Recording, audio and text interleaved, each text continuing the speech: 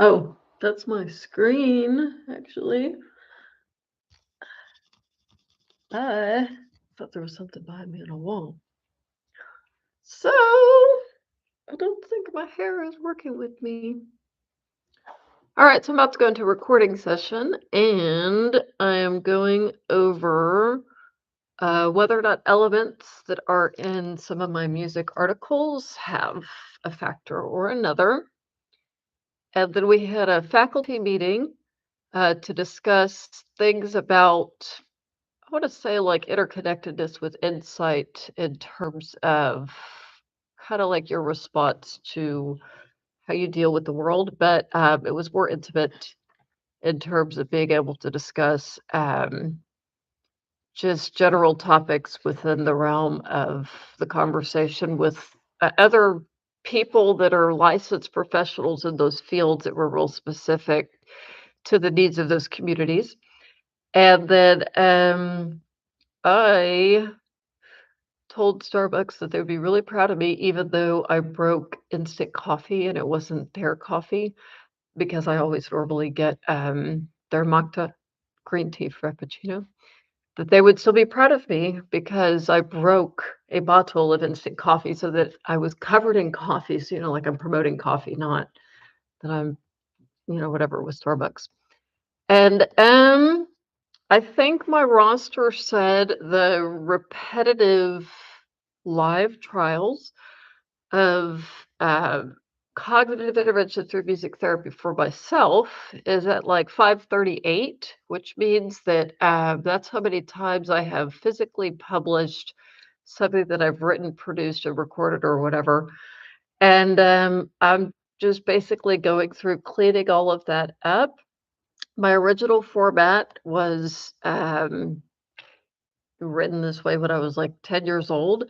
So I'm pretty sure that even if it's done like once or twice with me going back to check or redo something, that I should have what I originally envisioned on the side for 13 genres and 20 albums to force whoever buys a physical album that has the genres to be exposed to different musics that they normally wouldn't.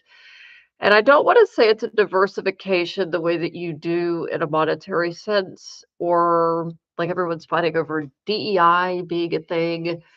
Um, I do say that as a 10-year-old, people that were very cliquey and they would only wear one thing and they wouldn't interact with anyone else would fight all the time.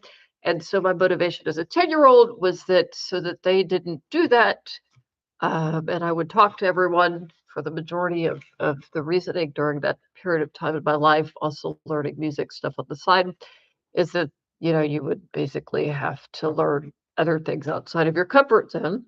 So that was my motivation. And I am going to be in for about 2 hours from like 3:15 to 5:15.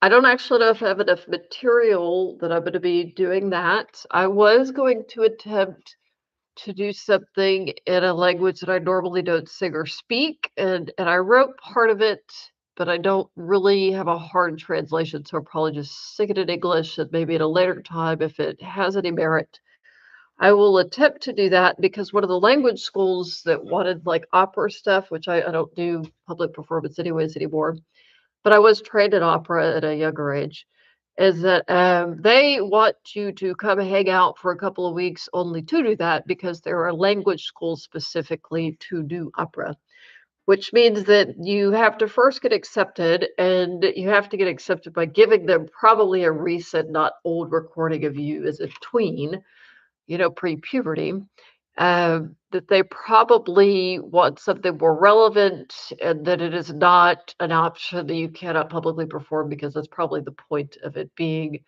based in Germany but headed in Vermont or whatever that is. I've never been to Vermont, so I don't know if it's just a pop-up school. I also like registered recently to be friendly with the Paris people. I don't know if they're a real business school either, because I'm not really familiar with anything outside of Oxford and Cambridge that I used to study extensively as a younger person, as well as the founding of Harvard, and I know Yale is like next to them. So the, like, American history told by the contemporaries, is not not a good book, but if you've ever had to go up north, if you're down below whatever Mason Dixie line people say that us, when we've lived here in the South a long time, do, is that you realize that they predate the Constitution and, like, duh, they're, like, way older, so when they say they're the best, they mean they're also the oldest, kind of a thing. Even Princeton, which they wanted me to apply to compete for a position to teach them some kind of diversity in music they were claiming, but they had 5,000 applicants, so I just told them they could have half of whatever I was given to UT Dallas, and, they didn't wanna do anything, they didn't have to had me go over there for whatever their thing was. But they are also Princeton is 1766, so it's still like it's older. And you don't think of that until you realize that when you're in the region and everything has a bunch of different types of symbolism and stuff like that. So, I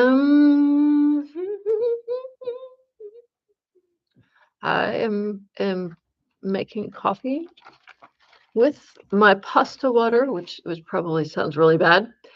I, met with some people that used to go to some of my colleges that came through town too, which I don't know how recent you wanna say that experience is, but, they wanted to tell me that I was always there for them, as if I helped raise them, and that, they just kinda wanted to catch up and stuff and see what everyone's doing and those kind of things, and let me know if they were changing states or if they were changing schools or if they were going back for degrees, if they like their jobs, they don't like their jobs, what kind of fields they were, going into, if they weren't in the same fields, and those types of things.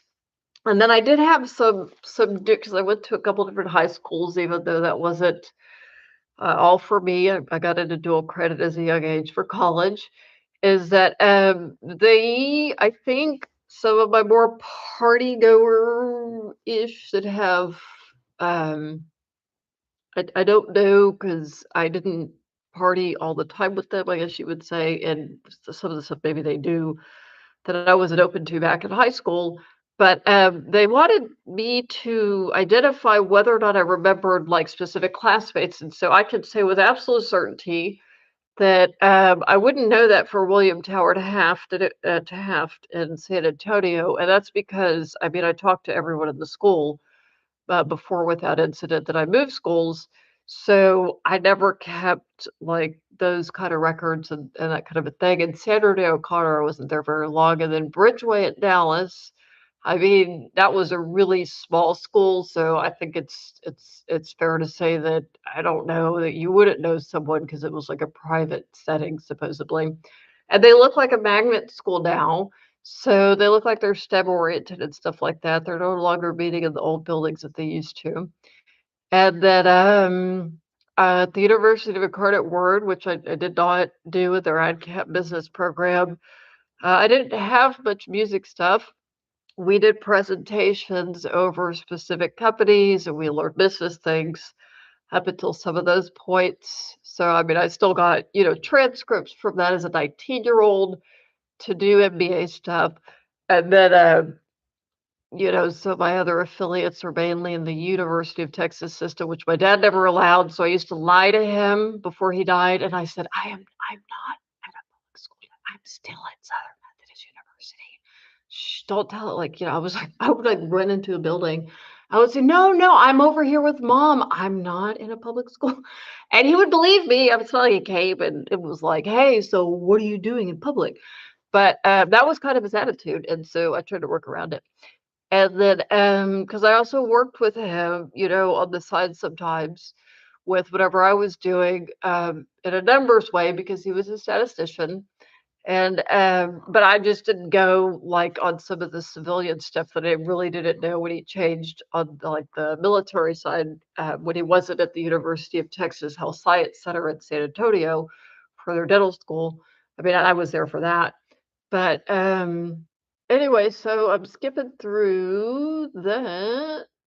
Recently, someone died that I hung out with over the past 20 years, and he was elderly. And, so I don't know when they're gonna do anything. The guy said he wants to handle, like, his brother's affairs for that, which, I mean, that's his right, I was just trying to be helpful, and I went to the one of the Catholic churches that we had all gone for, services through to see if they wanted to have a funeral mass or whatever and, talk with them about setting stuff up, which he then told me, like, "Hey, I'll let you know," or whatever, that you didn't need to do that kind of a thing. So, I mean, he was more upset, like, "Hey, this is, like, our place, and you don't need to do that," and I was like, "Okay, well, I'm sorry, that's just how I always knew you guys the whole time I knew you," so I would always ask, "Did you go back, and how is it going?" and that kind of a thing. And then,